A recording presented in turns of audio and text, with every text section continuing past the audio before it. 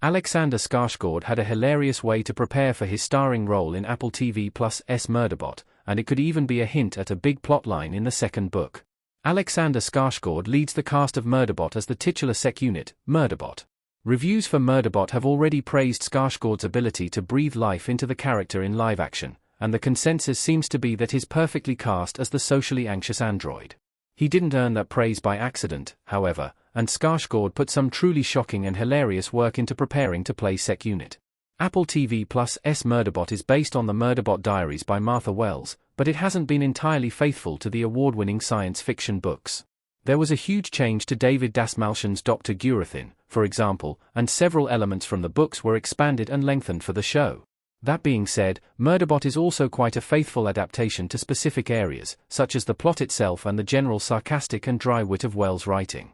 Alexander Skarsgård is responsible for one of Murderbot's more surprising and hilarious book consistencies, and it may be more important than it seems. Alexander Skarsgård wanted to be hairless to play Murderbot and had regular waxing sessions. Skarsgård got multiple full-body Brazilian waxes over the course of Murderbot's 6-month shoot. In an interview with USA Today, Alexander Skarsgård said that he had his entire body waxed for the entire duration of Murderbot's filming so that he could be hairless. As an artificial sec unit, Murderbot doesn't have body hair, and Skarsgård was clearly dedicated to that aspect of the role. Clearly, Skarsgård sorely regretted that decision. It does show how dedicated he is to the role of Murderbot and making sure that he could believably play an artificial lifeform like a sec unit, but it was also clearly something he wouldn't like to do again. As funny as Skarsgård's waxing regimen was, it also may have a deeper meaning for Murderbot and its chances of continuing past its first season. Murderbot is hairless, but that isn't important until the second book. Murderbot's hairlessness only comes up in artificial condition, but Murderbot is adapting all systems red. Murderbot, Alexander Skarsgård, thoughtful in Murderbot Season 1 EP 3.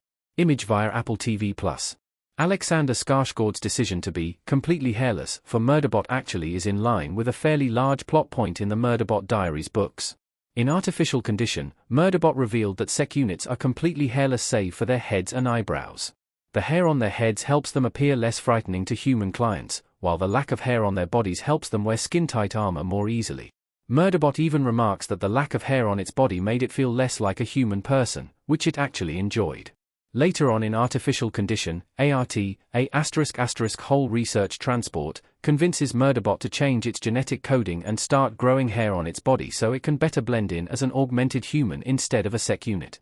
That's a fairly important moment in artificial condition, as Murderbot didn't want to become more human, but it decided to have the procedure done anyway to help it escape recapture by Murderbot's mysterious company.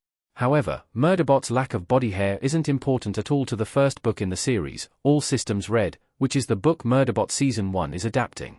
Alexander Skarsgård's waxing routine may hint toward a Murderbot Season 2 storyline. Murderbot might already be thinking ahead to adapting artificial condition in Season 2.